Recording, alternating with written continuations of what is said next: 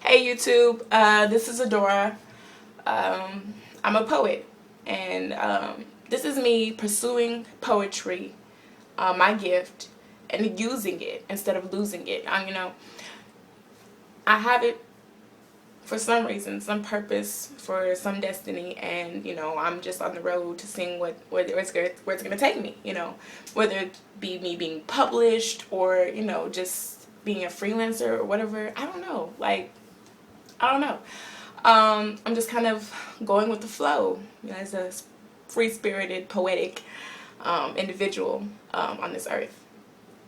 So, yeah, that's pretty much me in a nutshell.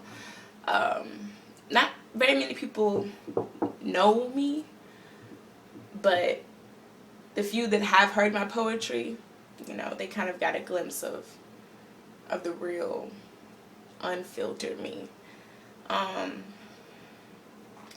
Someone once told me that it takes a special individual person to be able to put into words what others cannot. And that's pretty much what poetry is. It's the truth. It's raw. And in some cases, it's the only way that I can truly express how I'm feeling deep inside, deep within, it's my outlet, it's my way of escape, it's my comfort, my coping strategy, the more healthy one. And, it's gotten me through a lot of rough patches, and it's actually revealed to me some things about myself that I didn't even know. So, I know it was given to me for a reason, for a purpose. Like fire shut up in my bones. Like, when I get started, I can't stop. So that's what I hope to accomplish while pursuing poetry. It's my first step as far as getting myself in front of a camera and presenting myself to people that I've never seen or talked to a day in my life. I did enter a poetry competition last year with this poem and actually won with it. And I was just like, whoa. It was the first poem that I memorized that was my own and got up and recited it in front of people the very first time. So it's all these firsts in one time, and I was just like so nervous, shaking, and couldn't breathe properly. And I ended up winning, and I was just like, whoa, just this feeling just came over me that I've never felt before, and it's just accomplishment. But it was an inner accomplishment. It didn't matter that I had got a prize for it and people were clapping or snapping. Like, the fact that it was something that was completely out of my creative energy, and I produced that, I created that, I gave birth to that poem, memorized it so that I could truly call it my own, and presented it. But I presented it because the opportunity was presented to me. I didn't go after it.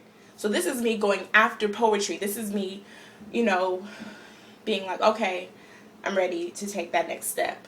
And I do plan on hitting up local poetry spots here in the city that I'm in, and continuing it. So I don't want to stop. I don't want to give up. I don't want to ever get complacent and comfortable at where I am. So this is another big one for me. Like I said, it is my first video, so the lighting's not gonna be perfect. The sound is gonna probably be off a little bit. There's going to be a lot of errors. I am human. And with that being said, while I do admire and appreciate good critique and,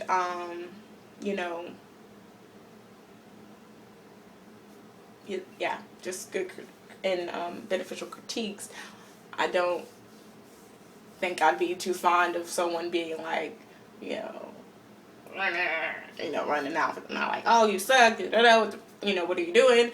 That's not going to be beneficial towards me. If you say, oh, you suck because of da-da-da-da, you need to work on da-da-da-da, then I can kind of roll and be like, okay, so you think I suck because of this.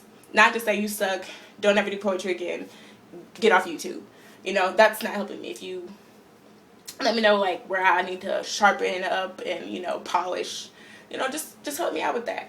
I want to be able to help you too through poetry. And if I gotta work on something, let me know.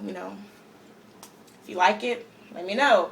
Just be real, be honest, be truthful, but not in a way to hurt, but in a way to build and uplift. That's what we're here for, each other, But that's my rant. 5 minutes and 23 seconds. Now that I'm going to get into the poem, and those of you who are still watching, thank you so much. You will hopefully not be disappointed. This poem is called I Imagine. I imagine my first time like a roller coaster.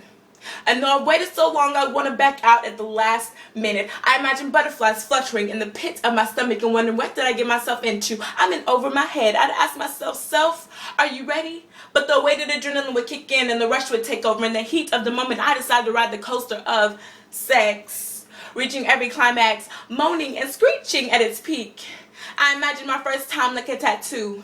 And though I want it, it's considered taboo. And though I still want it, I know it will hurt and last forever, deeper than skin.